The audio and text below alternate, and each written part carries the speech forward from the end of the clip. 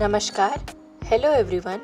आज मैं शेयर करूंगी एक क्विक मील रेसिपी जिसे बनाना बहुत ही आसान है। जैसा कि हम जानते हैं नूडल्स सभी का फेवरेट है, तो आज हम नूडल्स से बनी घरेलू ट्विस्ट वाली रेसिपी क्रिएट करेंगे। ये रेसिपी बरीटोस का देसी इंडियन वर्जन है। हमने इसमें वेजिटेरियन इंग्रेडिएंट्स का यूज़ किया है और बिल्कुल सिंपल तरीके से बनाने की कोशिश की है। मैंने इसमें व्हीट फ्लोर से बने टॉर्टिलास का यूज़ किया है। आप इसमें मैदे से बने टॉर्टिलास या बची हुई रोटी का भी यूज़ कर सकते हैं।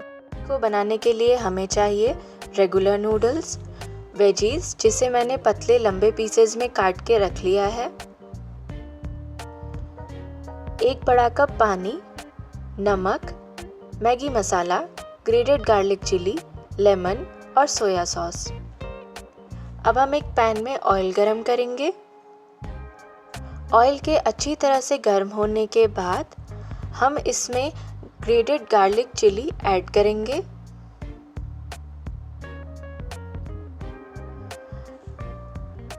गार्लिक चिली के गोल्डन होने के बाद हम इसमें अपनी वेजीज को डाल के स्टर फ्राई करेंगे। हमें अपनी वेजीज को गोल्डन होने तक स्टर फ्राई करना है। अब हम इसमें नमक ऐड करेंगे। नमक ऐड करने के बाद हम इसे लगातार स्टर करते रहेंगे और अच्छी तरह से कुक होने देंगे। धीरे धीरे हमारी वेजीज का कलर चेंज होने लगेगा और वो गोल्डन होना शुरू हो जाएंगी।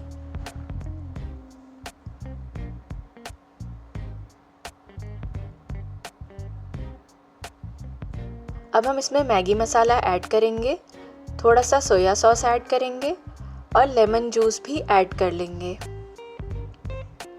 और अच्छी तरह से इस फिलिंग को मिक्स करके प्रिपेयर कर लेंगे। पैन में ऑयल गरम करेंगे और अपने जो रेगुलर नूडल्स हैं उसे भी ऐड कर लेंगे और ज़रूरत के हिसाब से पानी डाल के उसे कुक करेंगे।